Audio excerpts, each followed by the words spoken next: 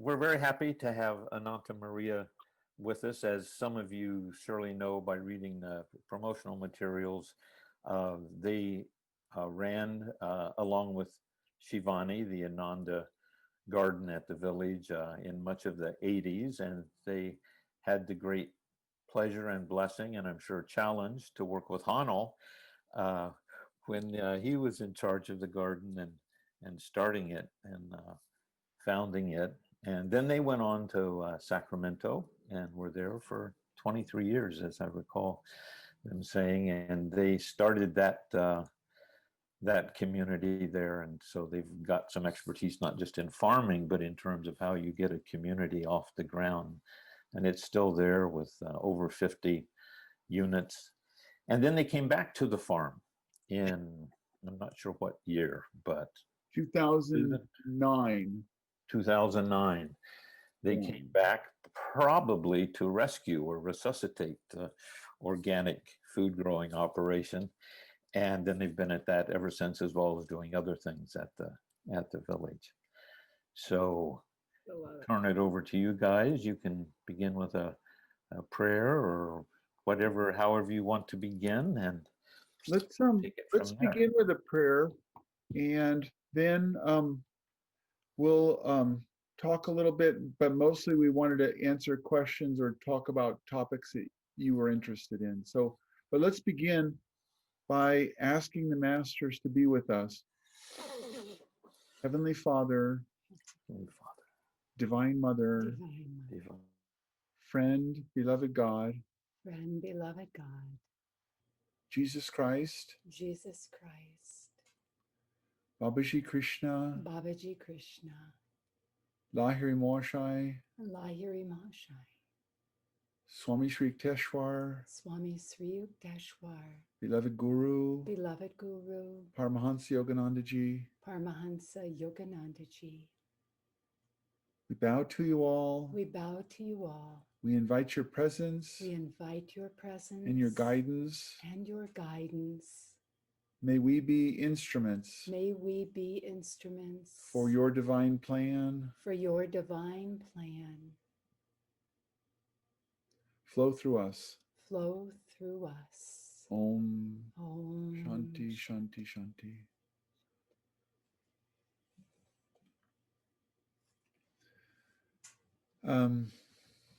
Well, it's a joy to be with you all. We are excited about the concept of Los Angeles area, Southern California,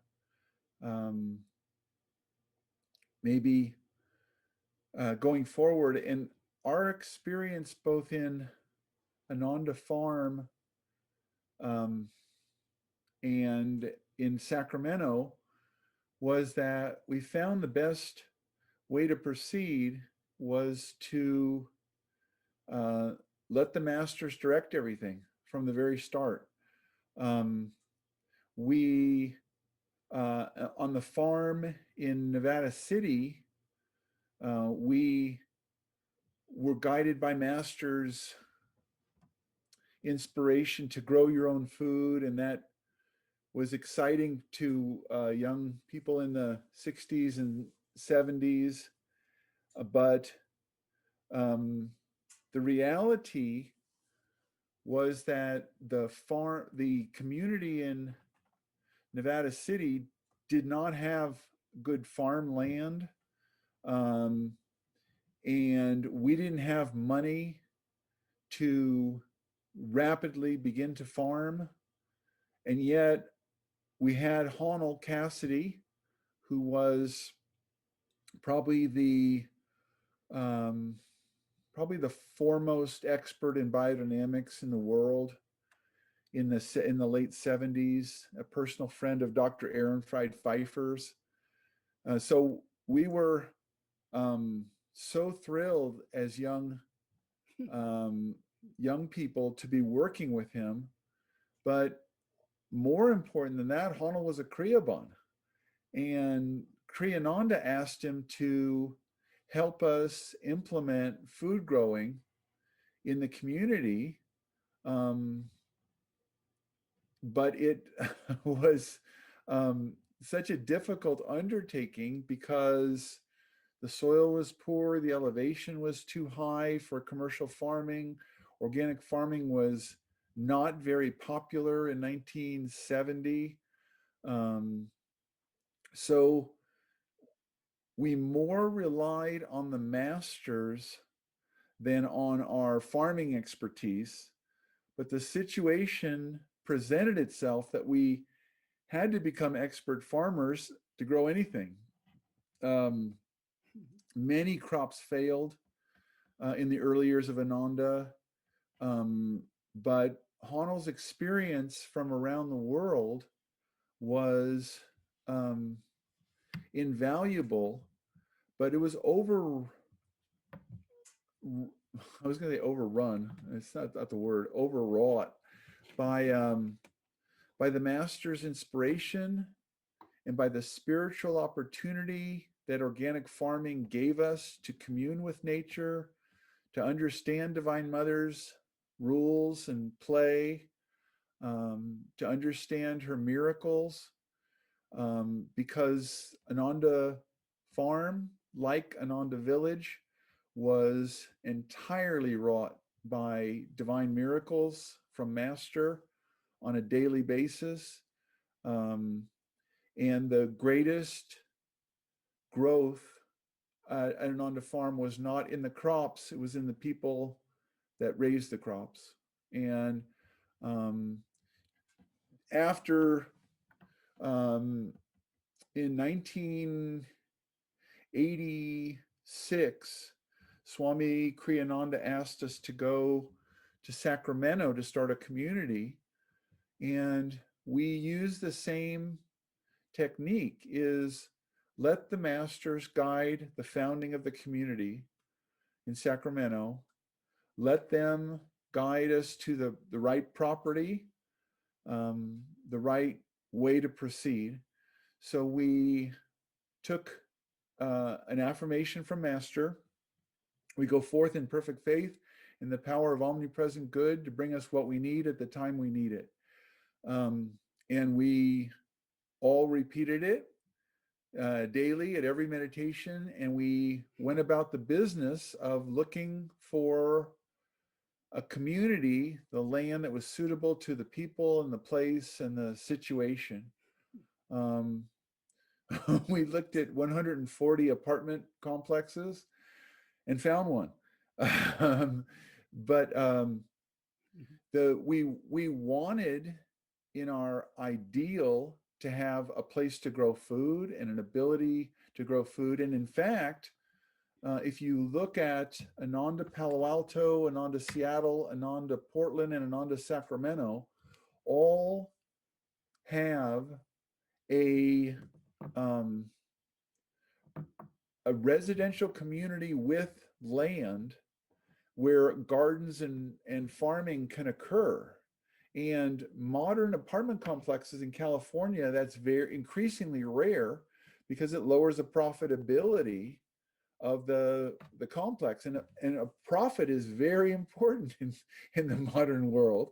So we just disregarded that and went forward with perfect faith that Master would provide the land, and he did. And we have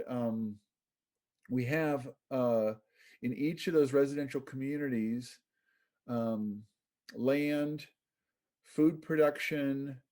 The same is true on Camano Island and on the Half Moon Bay farm in the Bay Area, that the divine hand overrode the efforts that we were making and gave us the perfect piece of land. So I think in Southern California, if we start with attunement with the masters, they'll present to us what we need at the time we need it. Okay. All right. I'll just say a little bit and then we'll see where we go with questions or points that Ramurti wants to cover. Having a garden, an orchard, it's like, it's such a, it's an ingredient that pulls together family. It's like everyone around the kitchen table, everyone in and out of the garden. And because there's just all that life force, it's just unifying. And I think probably,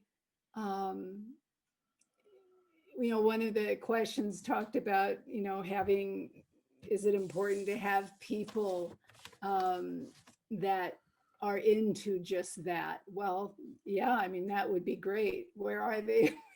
We would love it. But they don't come very often. There's so much interest on a hobby level, on a even an inspirational level, but that day in, day out, what it takes to raise a child, what it takes to see through a season, whether it's 8 months, 10 months, or, where you are, it's probably all year. But that's something altogether different. And I suppose it took us a while to learn that, just how to work with people and how to excite them about it. And I think a lot of it is just capturing the wonder, the miracle of it, and trying to share that with people, and just get them excited about it. And maybe it is just for the day, or for a few hours, or for a weekend, that kind of thing. But everyone gets so much out of it. It's such a beautiful component to have in community, whether you have a lot of land or a little land. I mean, when we went to Sacramento, then I suppose we spent most of our time really with landscape, growing landscape and things that would make the community beautiful. And then after maybe 4 or 5 years, we started making plots within the community, because we did have the ground acreage to grow vegetables. And even since we've left now 12 years ago, they've even done a lot more of that. So, Ananta always, when the young people come to work with us, he just, because he's there a lot more than I am, but it's just inspiring people's imagination, to just look at a single tomato seed and think that this seed by the end of the season is going to be this big plant that produces 20 plus pounds. It's just all these little miracles. And this year we had, Haanel always told us, you grow veggies for the food, and you grow flowers for the soul, food for the soul. And so we always grow some flowers, even if we don't have time, we just get them out there, and a little bit. And this year we had so much fun, during COVID, for the whole season, we had the perfect job. We could be outdoors, we could be in the air, we could be with each other. And it was just never really an issue. We did have to pack everything entirely differently, and, gloves, masks that looked like we were working in some kind of chemical factory half the time. And here we were growing living food. But, we got people down there, and we had women threshing herbs and processing our seed. And once the marigolds started to come on, I had 2 or 3 ladies, and they would just come down every Thursday and just string garlands. And we just gave, put these in people's mailboxes and gave them out to, people in the community. And it was just so much fun, so much sweetness. And, those are people who, they couldn't have gone out there and, hoed a row of carrots or even pulled weeds or anything. They're just some of our elder community members, if you will. But there they were, stringing garlands for, a few hours on Thursday morning. And it was just so sweet. And just finding ways to involve people like that. If you get a young couple like Zach and Haley, wow, more power to you. They can really see it through day in and day out. But you know, people people come and go. The people who founded our community, honestly, they weren't the ones that were there to take it forward, you know. So In Sacramento? in Sacramento, yeah. So you know, it's just I think one of the things about growing food, fruit, flowers, whatever it is there's such a live creative element there, and it's very dynamic, just like Mother Nature. It rains, it droughts, you know, it's there's and everything in between. And with having land, it's just going to be the same way.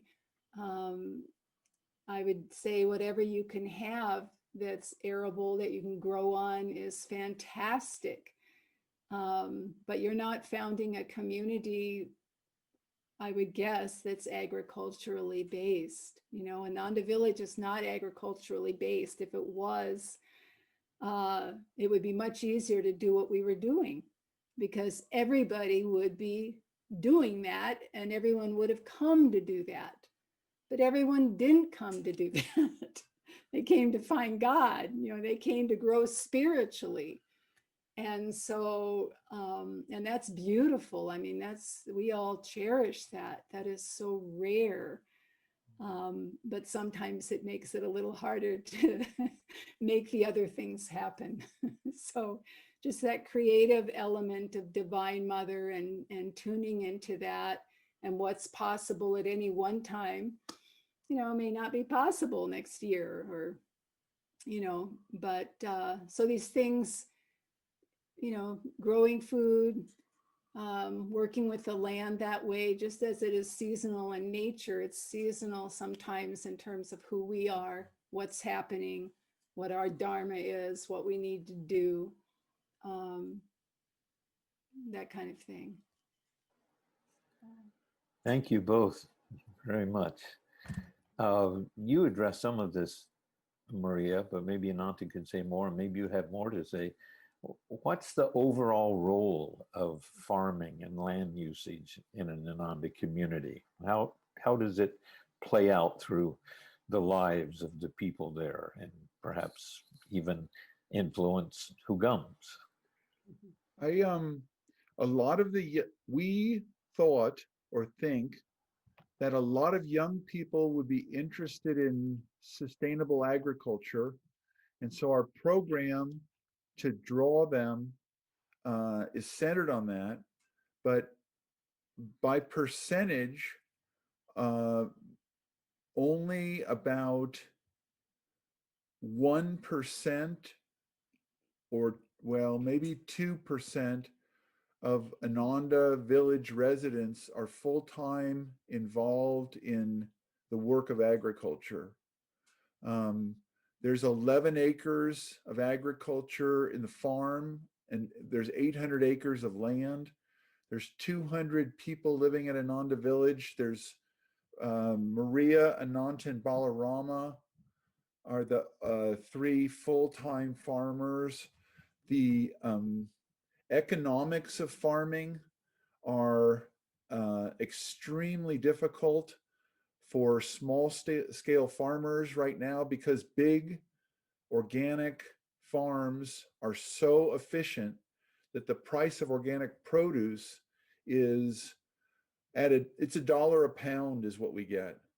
So the minimum wage is a dream for organic farm workers on a non-productive, non-efficient farm like Ananda Farm, like Half Moon Bay Farm, like Kamano Island, like Portland, the Gardens, like Seattle, the Gardens.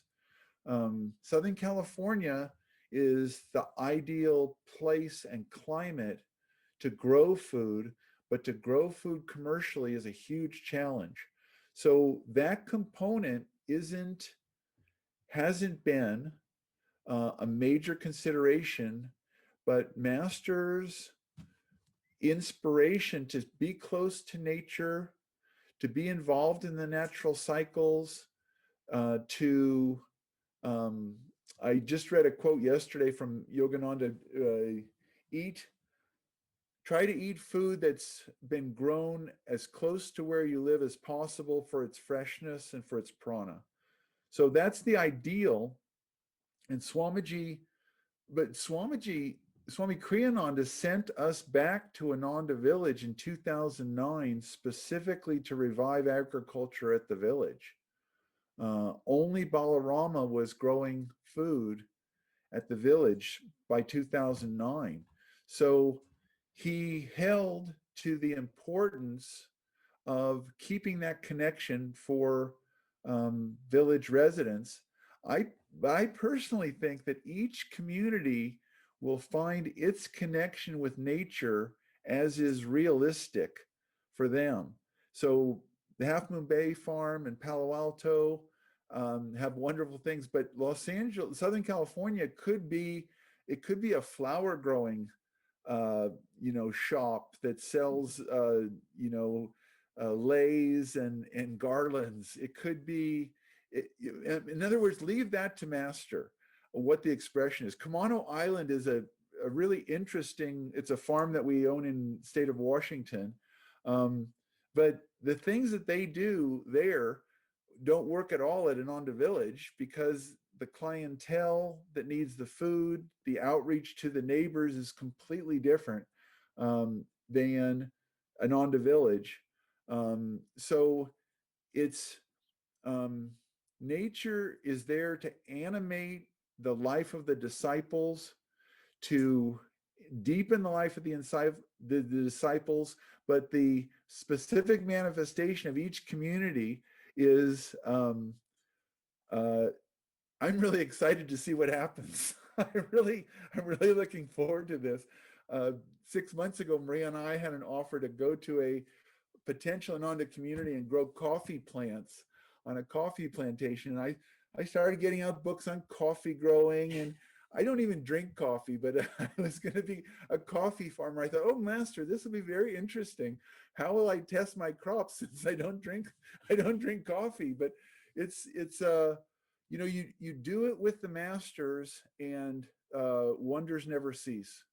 So I think Ananda community, in theory, supports us 100%. In last year, when we were building the Temple of Light, we had one volunteer from the community help, one person, because everything was going to the Temple of Light. Well, you can see the Temple of Light from Ananda Farm, so this is a good thing. This year we had the COVID requirements, and these older, one of the disciples that came every day was not a 21-year-old, it was a 91-year-old lady who came every Thursday to string garlands for the Guru with marigolds. So it affects the community and the community members in different ways. The opportunity is there. We have 3,000 pounds of butternut squash stored in a barn. And we're ready for COVID to take effect as the price falls precipitously. And price of wholesale butternut squash approaches 70 cents a pound for you business tycoons in Southern California. So multiply that out and think how much money you're going to get.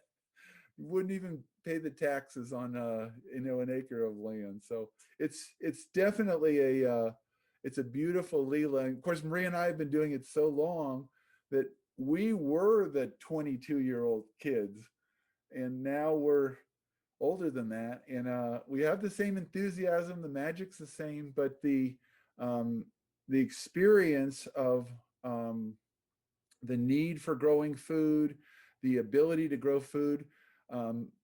Most Ananda members do not want to eat butternut squash from now until April.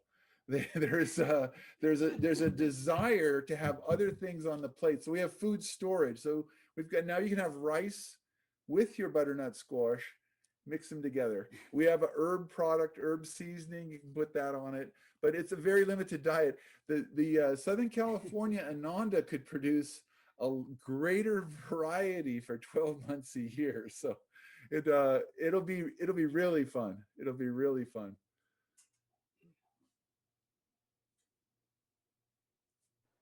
What about self-sufficiency as a part of our plan as we're looking for land and as we're thinking whether or not certain places are suitable? Is that something, you know, for the long haul we should be really careful about making sure there's that potential?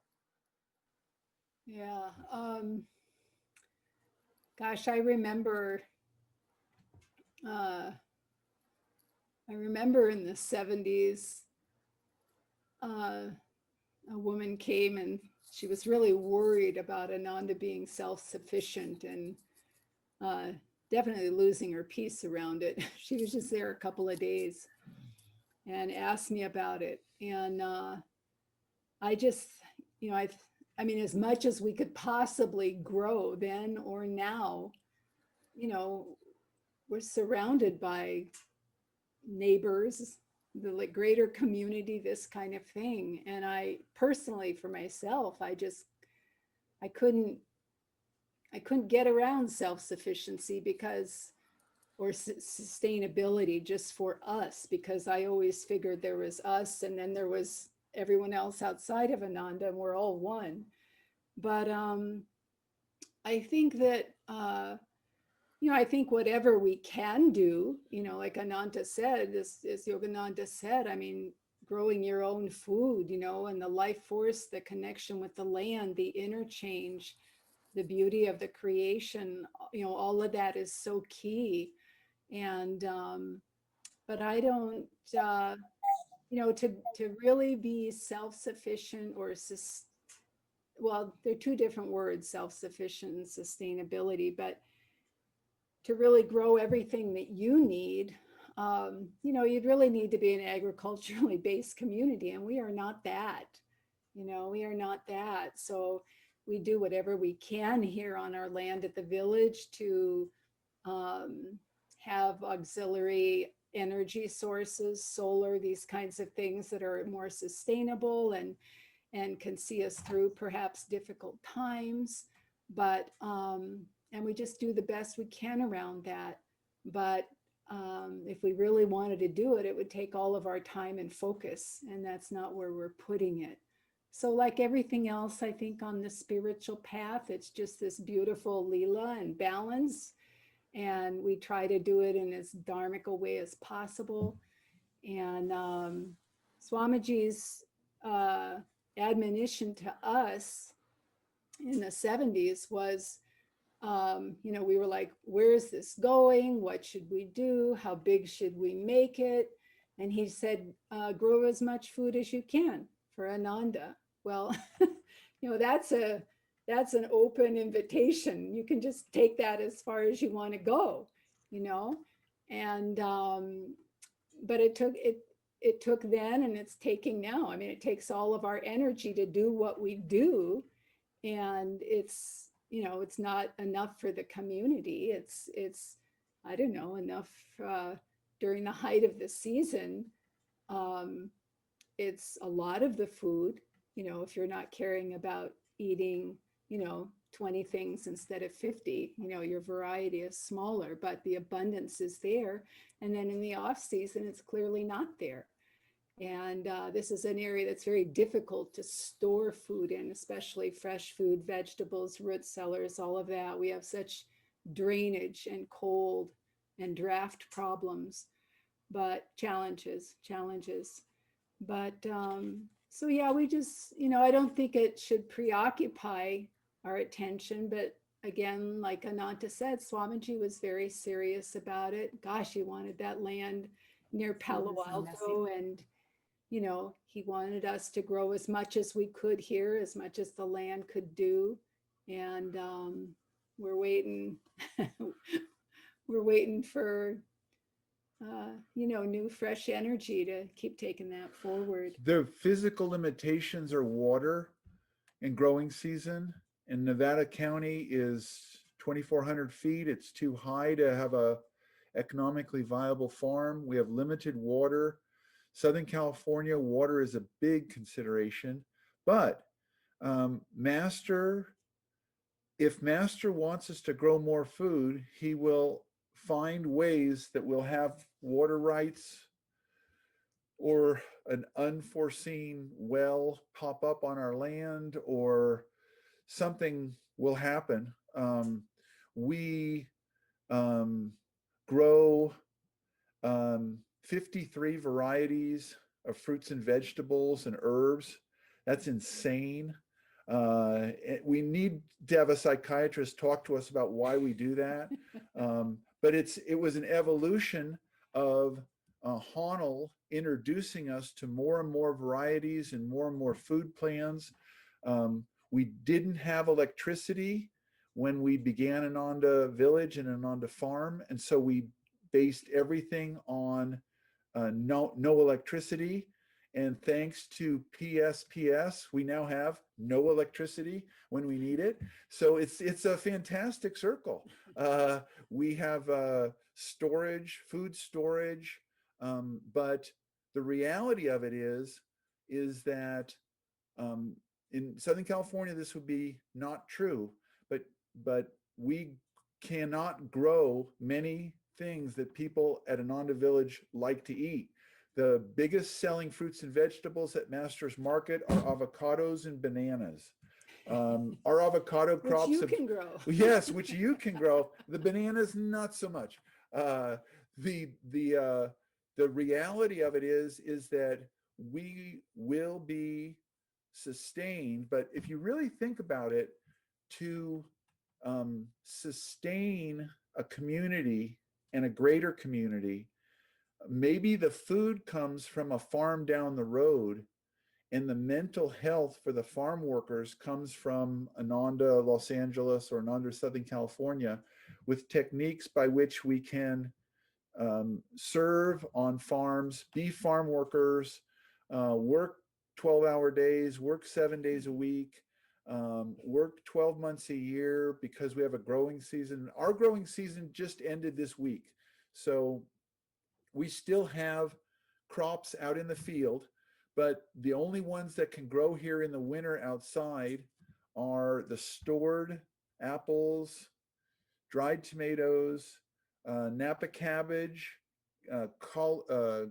cauliflower, collards, kale, chard. So no lettuce except in the greenhouse until spring. So people could live on that, but unless the situation was dire, Ananda people will not choose to live on that. Southern California is the fruit and vegetable capital of the United States. Half the fruits and vegetables in the country are grown in our state, right up the road from your house.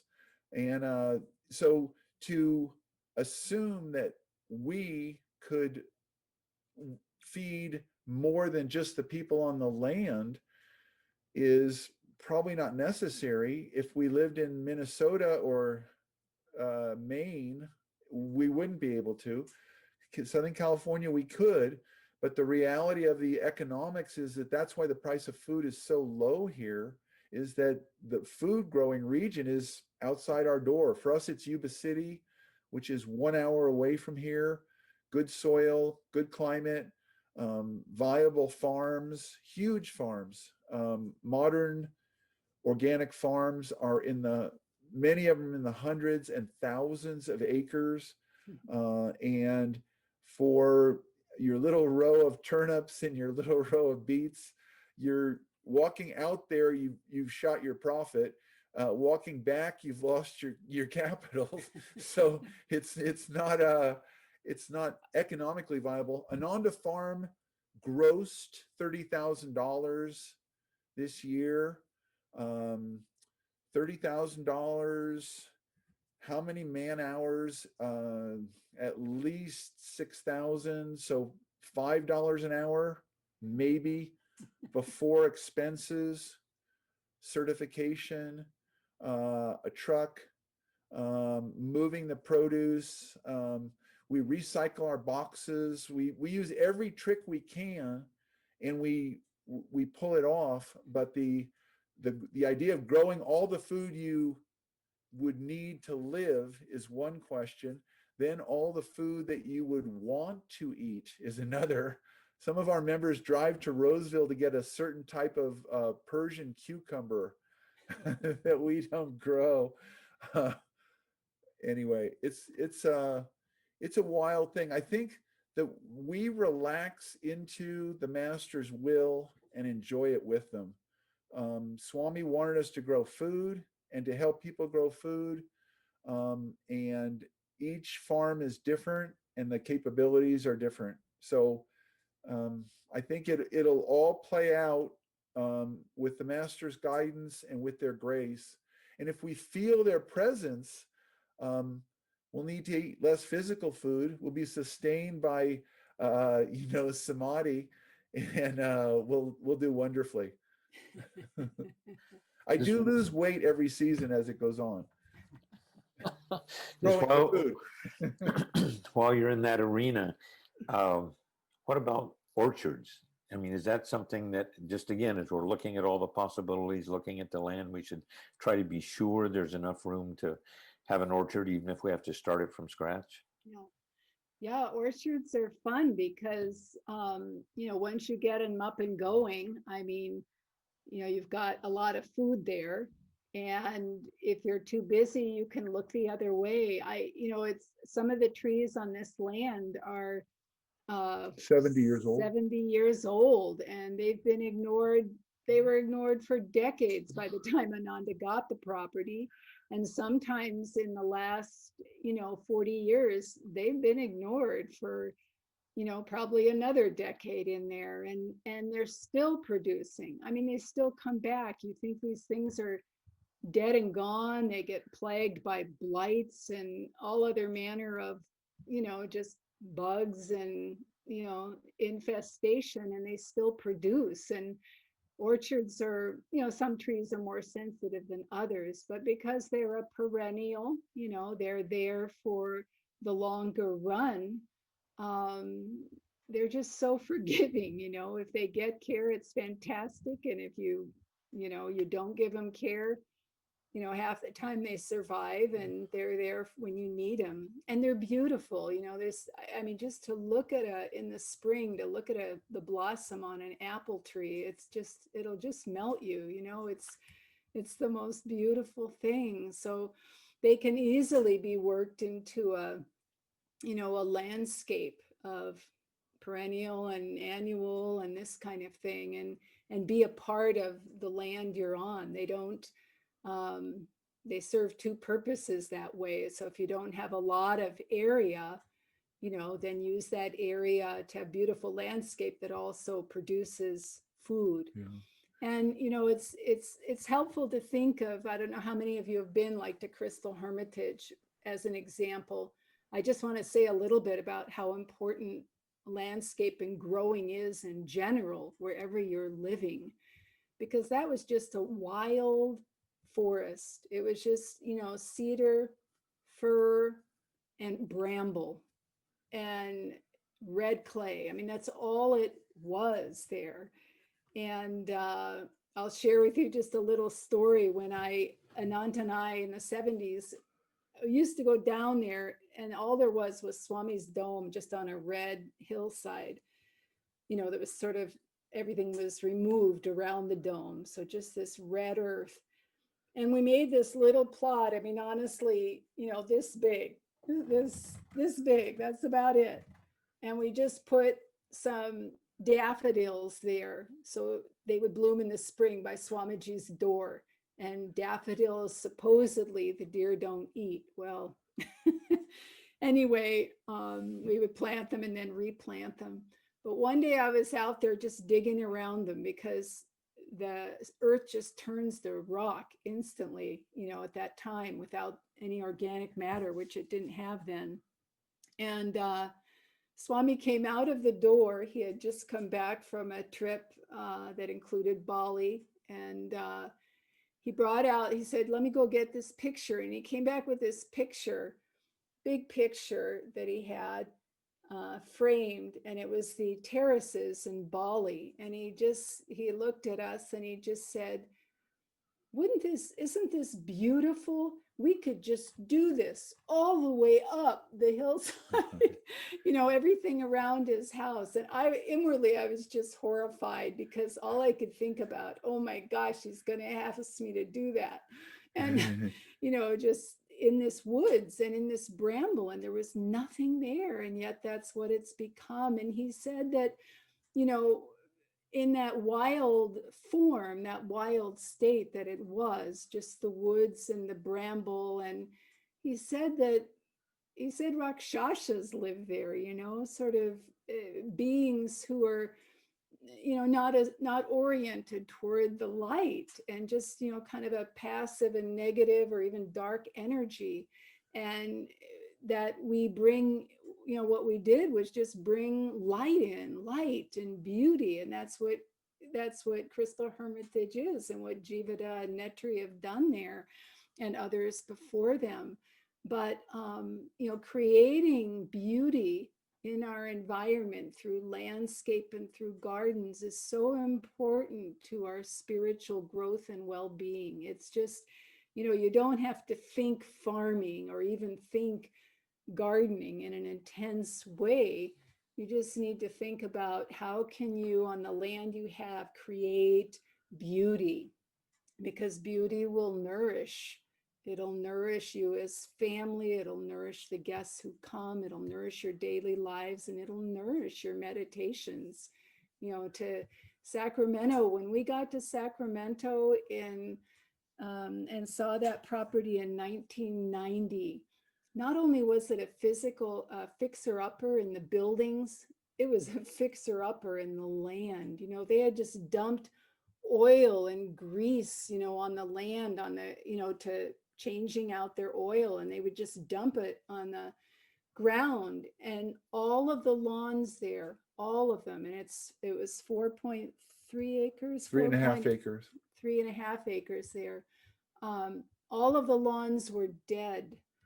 And all of the trees, when we bought that property, they were dripping this white juice, all the Modesto ash, because they were infested with bugs, and it would drip all over people's cars. And there was not a bird, not a single bird to be heard on that property. There was just no life on that property. Divine Mother was not there. And so to recreate that, not just the buildings, because they were a mess too, but you go there now, and that's, it's like a little Crystal Hermitage, it's just this beautiful, you can't hardly see some of the buildings. There's just so much growth, and it's lush, and there's fruit trees, and it's flowers, and it's just so sweet. It's so sweet. There's two components of the landscaping in Ananda Sacramento that are still there. One is the orchard, which was Meyer lemons were integrated into the landscape, and they were there. They were one of the few bright spots left on that land. They produced Meyer lemons over 1,000 pounds a year.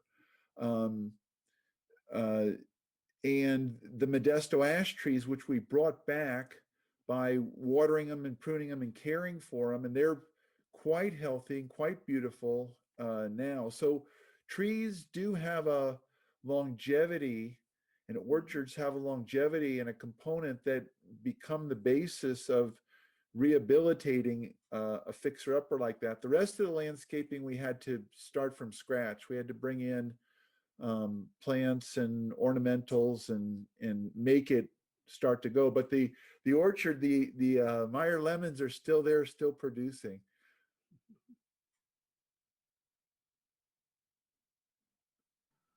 Why don't we open it up for questions from anyone who has one? Just take yourself off mute and ask your question just freely.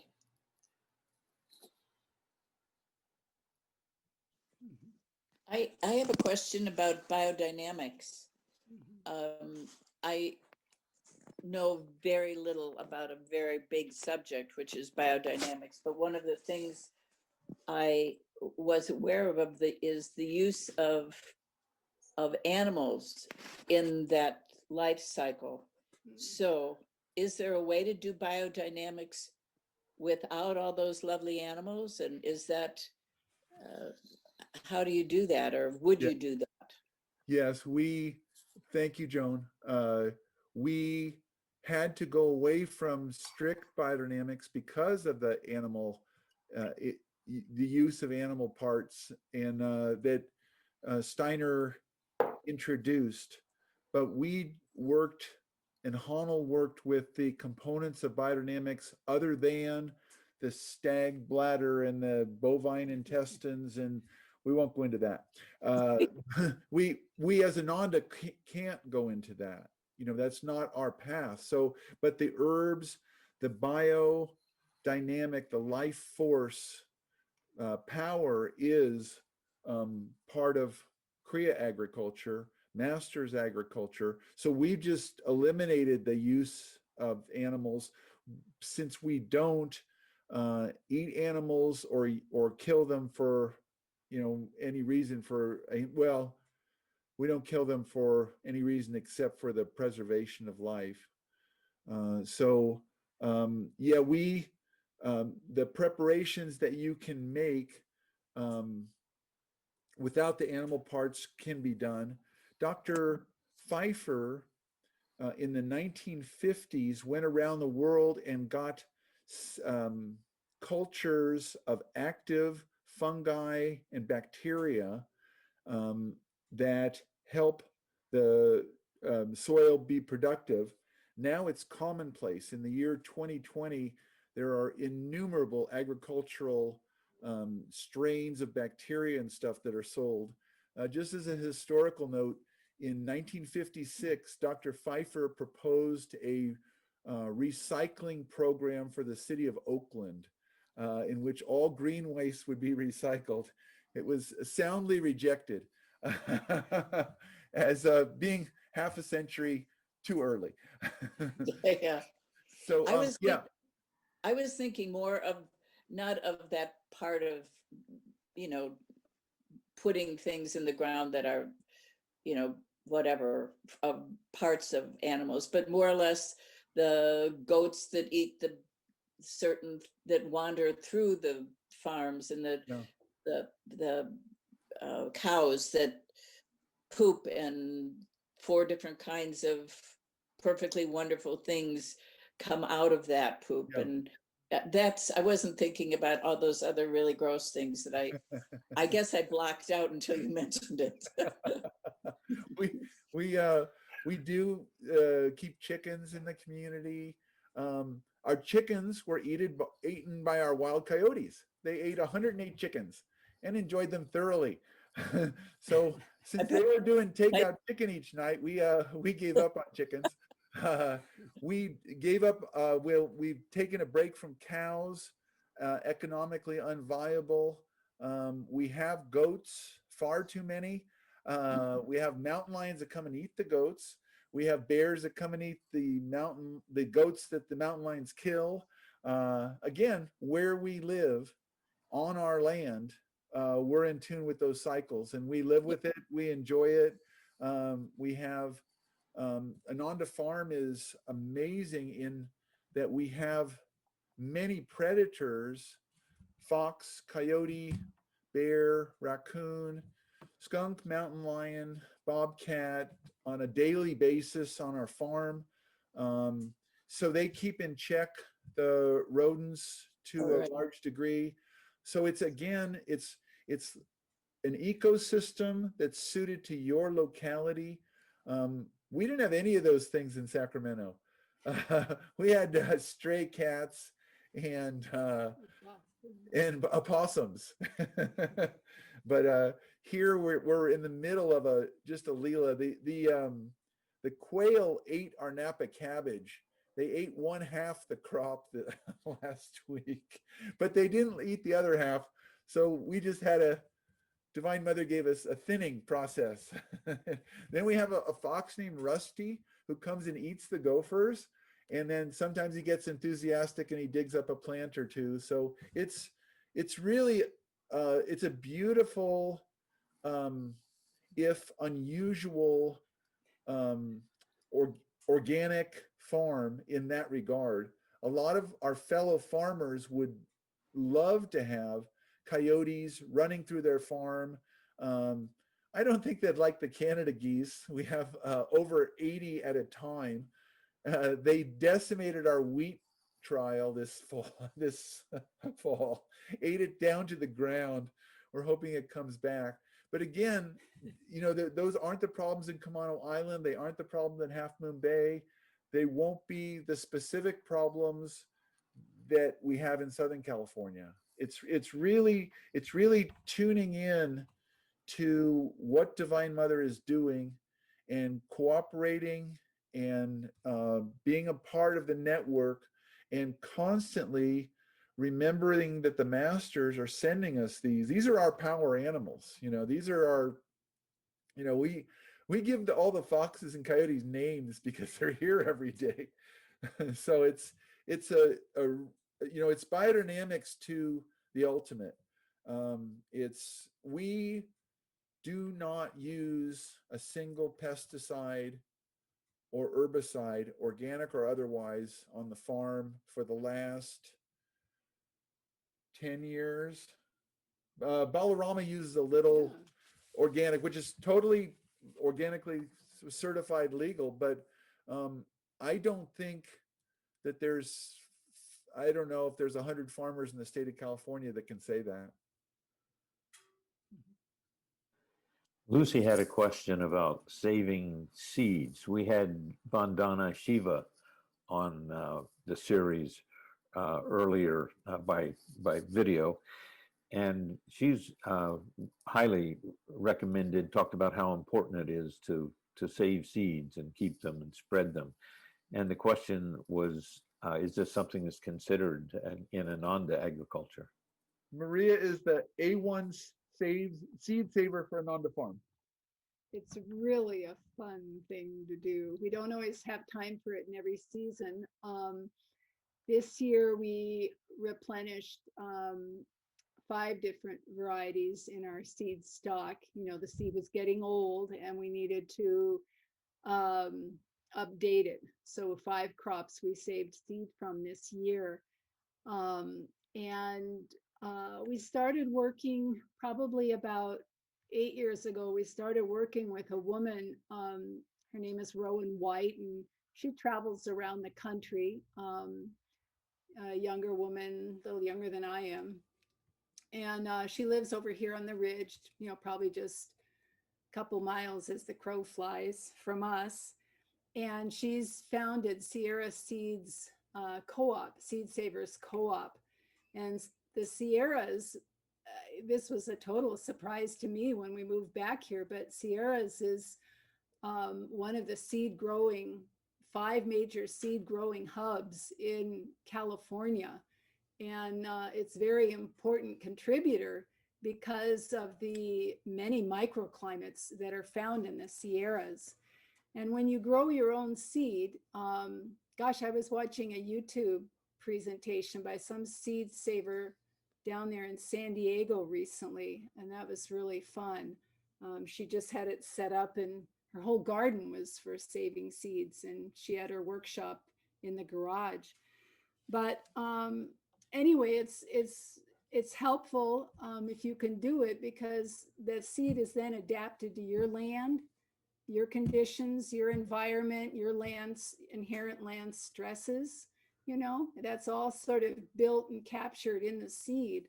And so your seed is going to be much more viable. It's going to have much more life force than seed you would get from elsewhere. The predominance of our seed, for example, we buy from Johnny's, which is a great organic company on the East Coast in Maine. I mean, Maine, for heaven's sakes, we're California.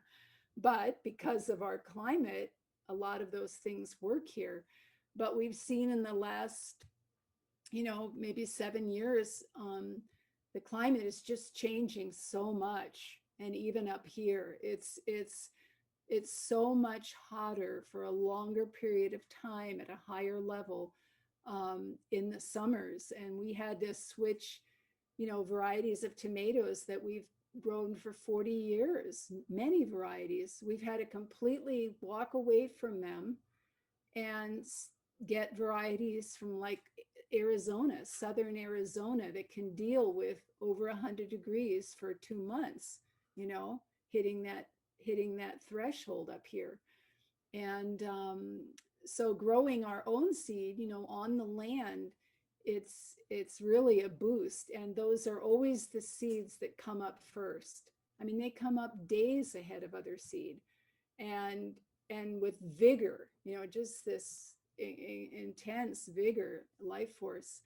So this year we replenished, we have a squash. It's native, it's been in the Native American culture for thousands of years. In Wisconsin. And we've acclimated that to our climate. So we grew that this year. We grew paste tomatoes. We saved our seed from that crop this year. We saved Nordello. Peppers. Nardello peppers. These are and red roaster peppers. For us to grow a red bell pepper, we can do it, but it takes the whole season and an Indian summer until October. And you get what? 6 peppers off a plant. That's it. So we have these long, they look like an Anaheim chili. You probably all know what that is. A really thick wall, and they're a red sweet pepper, and they're just marvelous and very prolific. And we did that this year. We did Basil, no. chard. We're doing chard. And that's a good point, because chard is a biennial. So we plant it in the spring, and we have to wait 1 full year to harvest that seed. So that crop is producing, but it's also like tying up your land, and you know, you can't do anything else while you're waiting for that seed. So seed crops take up land space, and you don't get as much yield off of them, you know, edible food, because you're saving seed, and you have to monitor the production a little bit differently. But all that to say, you know, if you've got the land and someone who loves doing it, most seeds can be saved really simply. There is a technique to it, you know, so that the seed lasts, it's dried properly, this kind of thing, handled properly. But yeah, it's a very good thing to do. You know, there's a lot of seeds that are very good quality and produce wonderful foods are being taken out of the production chain because commercial growers favor other qualities. You know, they want a tomato that you can toss, and if it lands on the ground, it won't split open, you know, so they can pack it into a box. The tomatoes are kind of square shaped, you know, almost. And they don't want a thin, really thin skin. And we grow a sun gold cherry tomatoes. They're this big. There are a few varieties of sun golds out there on the market, but the ones we grow have a really, really thin skin. And they're not favored commercially, but they are as sweet as can be. And they're vulnerable. They split easily, you know. But around here, for us to just eat directly, and we do eat all of those at Ananda, as many as we can grow. So yeah, it's a good thing to do. It's a good thing to do if you can do it. And seeds. Okay. Other questions?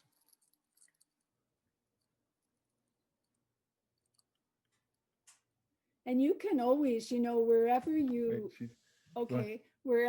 land, you know, the best thing to do is just to talk to the people who live in your area and find out what they're growing, what works. You know, everyone comes in, you know, Anant and I have seen this many times. Like 10 years ago, some people came in and insisted on planting a banana tree, and in the coldest part of the farm, because they were told that this kind of banana tree would in fact produce here.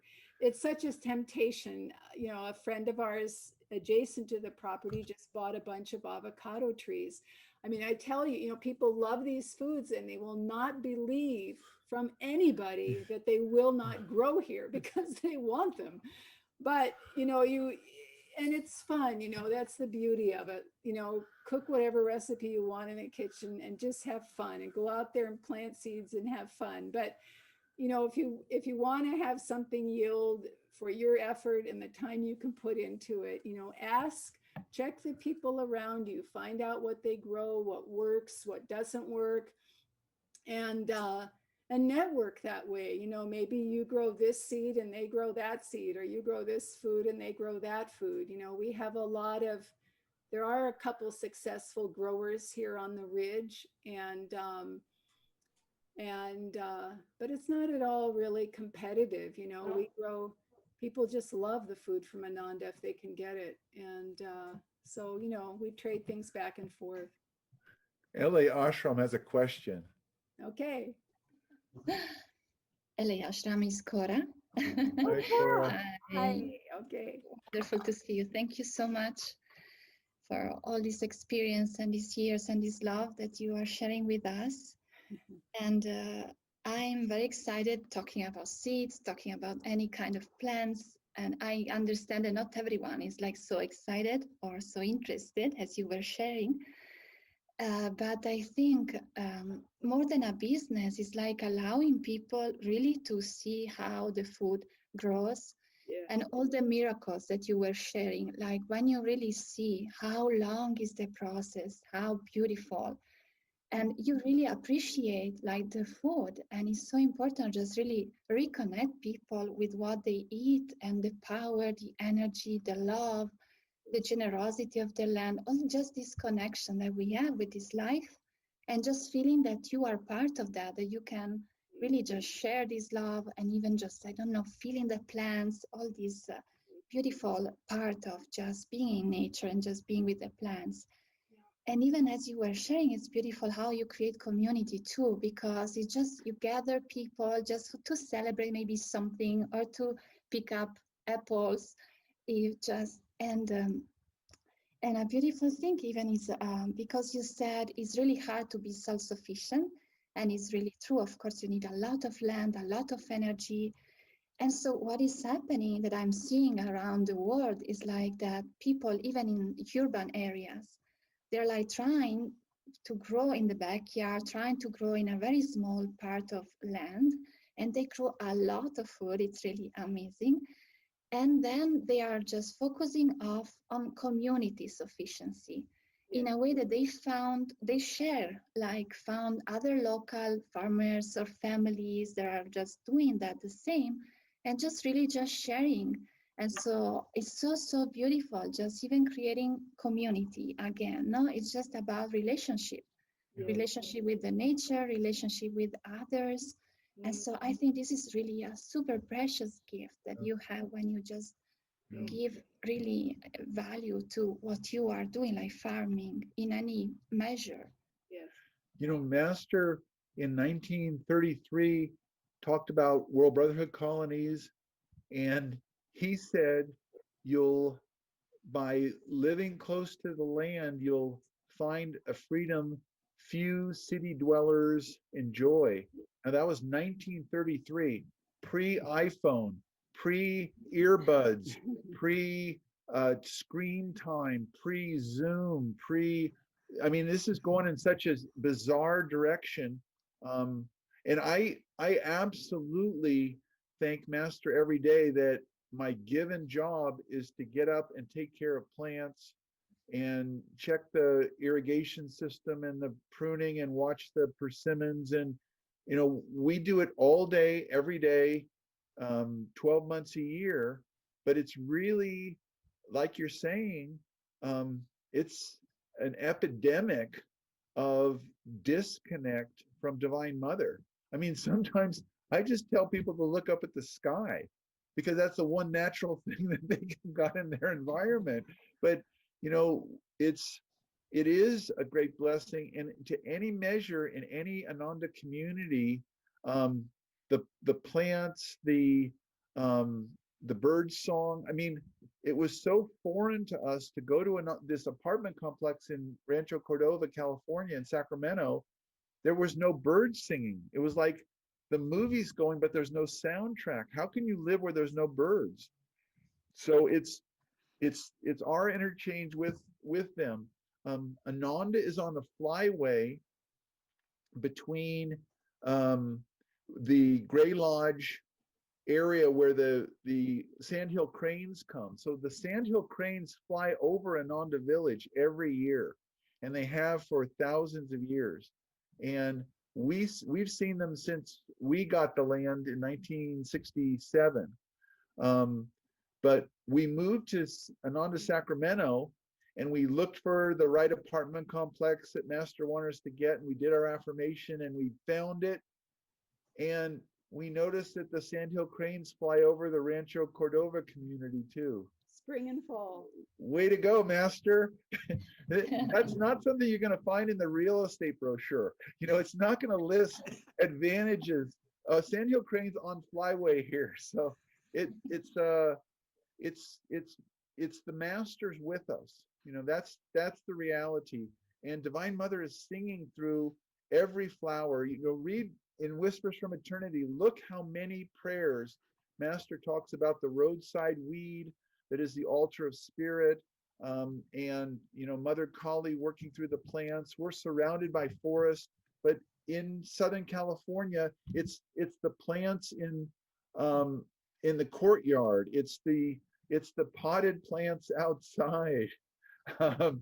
We moved to Ananda, Sacramento, and we thought, oh, we should put out some flower. We put some flower pots outside the center in this strip mall where the Ananda Center was. And someone stole them. They stole the pot, the plants. We're like, dude, that wasn't the point. This was about sharing the beauty, not taking it home. It's a wild world. It's a wild time we live in, but Divine Mother is doing everything. And if it's, you know, if the LA community is a half an acre and 40 units or something, still the flowers remind us of the beauty, and it tunes us into the food that we eat. You know, I don't eat anything lightly because it's like, wow, some guy got this mango in Mexico and he put it in a box and he put it on a truck and he shipped it down to a refrigerator somewhere, and I went to a grocery store and I bought it. And you know, but that whole process and the people that pick that fruit, all fruit at Ananda Farm is picked by devotees that are chanting and oming. We tried to count how many ohms you get if you're an Ananda plant. You get in the greenhouse, the seeds, ohm, ohm, ohm, watered every day, ohm, ohm, ohm. You get thinned, weeded, ohm, ohm, ohm. You get picked, ohm, ohm, ohm. Taken to Master's Market, ohm, ohm, ohm. It's easily 1,008. One of the really fun things we're able to do this year because of the pandemic, and the overall kind of climate was, we were experiencing so much supply disruption here, you know, in April and May. And so there was kind of more of a climate of, well, maybe I should, you know, can some food this year, you know. Normally people are just way too busy to think about it, but this was the year for it. So, you know, we planted a lot of paste tomatoes for canning, and we have here a lot of seemingly infinite amount of wild blackberries. And so this year we were able to just teach a lot of people, you know, one-on-one. You know, they would just come over. Our home is sort of the farm operation kitchen. You know, it's not to code, but if it's in the community, it works. And so we would just do one-on-one, and we taught just a lot of people how to make jam from the blackberries here on the land, and how to can and process tomatoes and other canned goods. And that was just so much fun because, you know, I was able to work with probably 10 different women in the community, and doing just tomatoes, and then all the young interns harvesting and doing those berries. And a lot of people learned that. So, you know, and that's something, you know, if you land somewhere and don't immediately have food on your land, you know, again, you just check with the people around you. People always have overflow. There's always, if we're not in a hard time situation, there's just so much food that falls on the ground. When we first moved to Sacramento, it was olives, and I learned how to cure olives. And just at that time, someone came as a guest from Galilee, and she showed me how her father did it on her, on their land there in Galilee. They had a big olive orchard. And so, you can just get the food from your local area, let people be around it, learn how to process it, save it, that kind of thing. And it just brings people together. It's fun, it's exciting. And then you sow that seed, and gee, it would be nice to have a fruit tree ourselves, or, something like that. We still get lemons from Sacramento. We're totally addicted to the Meyer lemons. They're so sweet and juicy. And they've got way more than they can possibly use themselves. So Ram if had you a ever question. want them down there in Palo Alto, I'm sure you could get them because they have so many. So Ram had a question about water. Just wanting to know if you had suggestions about how you could utilize water more effectively, especially down here in the area where it's hard to get, and of course we have some property in a desert already, and we wonder about utilizing water there. Hey, Water. Ananta. Hi, Hey, Ananda Ram. and Maria. hi, Mom. Hi, guys. Good to see you. Good to see Hey, you. Ron hey. worked on the farm with us here. That's how he's going so far in life. Water. I have some papaya trees I can bring up to you. I've got All right. papayas growing everywhere here. You are so I don't know how long they'll last at the village, but Yeah, it was 26 last night, bro. oh boy. We'll have frozen Silly. papayas. Are the olive trees still growing up Yeah, there? they're doing good. They're the wrong variety for this location, Uh-huh. but on some years, and with again, climate change can be helpful in some farms. For us, the longer season has actually made the olives more viable here than they were, because we used to have frost a month earlier than we do now in the fall, and a month later in the spring. So our growing season has extended by 2 months in the 50 years of Ananda Farm. Wow, incredible. Which is, yeah, it's overall for the planet, not a good thing. For this farm, not so bad. But water is absolutely, for California agriculture and Arizona and all of the Western United States, is a major consideration. We spend a huge amount of time conserving water, T-tape, drip systems, spring development, water storage, water trapping, everything we can do. And each year we think of more ways that we can do it. And just it's vital. A lot of the older orchards we dry farm, we don't water them. Divine Mother waters them entirely. We don't have enough water to water them. So if she gives us a lot of water, we have more fruit. If she gives us less water, we have less fruit. We had 100 inches of rain 3 years ago. We had 40 last year. Wow. I don't know what's going to happen this year. It's a case, Master said that man's consciousness affects the weather. Obviously, man's consciousness is not in a good place in general on this planet right now. And Ananda's mission is to put out the right energy to harmonize with the Divine Mother. I think that we are the greatest fighters of drought of anyone, by teaching meditation, by teaching world brotherhood, by teaching nonviolence, by practicing those. But water is an everyday consideration for Ananda Village, Kamano Island, Half Moon Bay, Portland. it's vital to agriculture everywhere in the state of California and Arizona and New Mexico also. It's definitely part of the responsibility as stewards of the land is to use the water wisely. We Ananda is when we get our rain, we flood. Um, Haanel's aphorism was Ananda Farm goes from a bog to a tennis court overnight, and that is literally true. We can have inches of rain. We had no rain in October and no rain in February this year.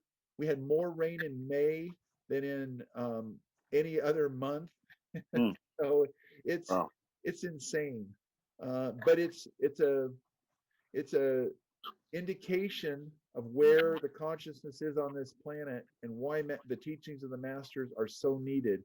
And master will always give us um, the possibility of using the water we have to the greatest extent and growing the crops that use the least water or the ones that need extra water on the years when Divine Mother gives us extra water, which takes a lot of attunement. So meditate every day. So there's a question about once we get our land in Southern California, will you two come down and help do a visioning time with us?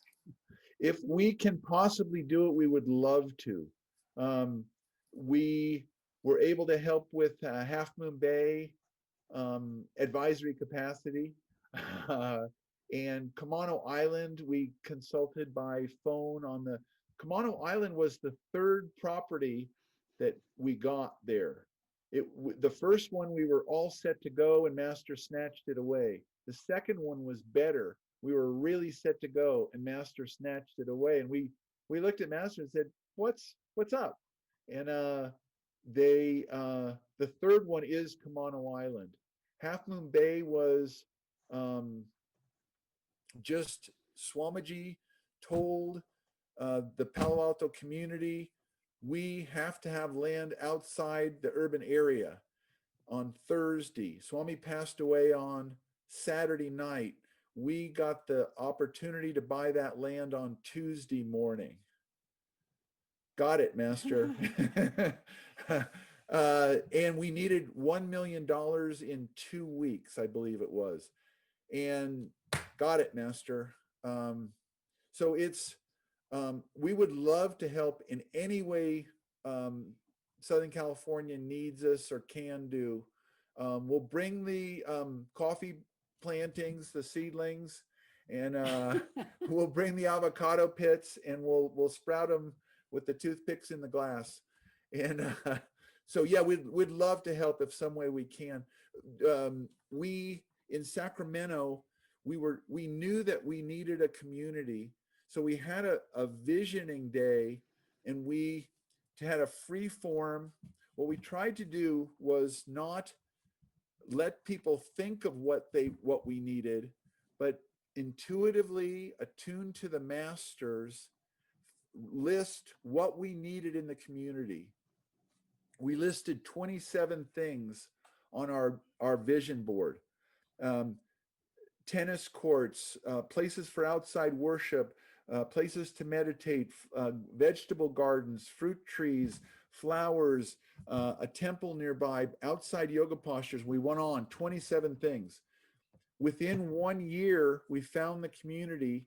We had all 27 requests fulfilled, including the sauna, which we had to add because we didn't have the sauna. So we built a sauna on the community, swimming pool. It was all there. And we took the visioning board and went, thank you, Master. Very complete. All 27 are given, but we couldn't possibly go the rational, methodical, linear way and say, well, where's the tennis court on this property? I looked at 140 times 27, be too much for the brain. So yes, we would love to help. So Maria's from Pacific Palisades, so she's indigenous. Any other questions for our dear friends? before we wrap it up? You're going to have so much fun. Just want to say thank you for the herbs. We got our Oh, herbs and our oh. tomatoes. Oh, great, Amara. Yeah, great. Shirabar. Thank Yeah. you guys for the orchard at Ananda Farm in the Valley. We love the orchard there up on the hill with the spring. It's just such a joy. When we went to that land, we had met with the farmer who had it beforehand, and he was such a fine man. He had grown flowers there, and it was his time to retire. And we knew that once Palo Alto had that land, it was going to come into its own again in a new incarnation. So we just keep in tune with it. We actually sent our interns down there for a weekend, and so they worked on our farm. Then they went down to Half Moon Bay and like, oh no, it's another farm. It's twice as big and there's twice as much to do. And they brought back these massive beets. Oh my gosh, and they're so tender. We couldn't Tender believe it. beets as big as my face. We could never grow a beet that big. Our here. beets are really little because of the clay. There's a lot of beautiful energy there Yeah, right now. really beautiful. And the master's energy is there, and it will be in the Southern California manifestation. It will be there wherever it is, and they know where it is. So you just got to coax them to, give us where do we go, and how do we do it?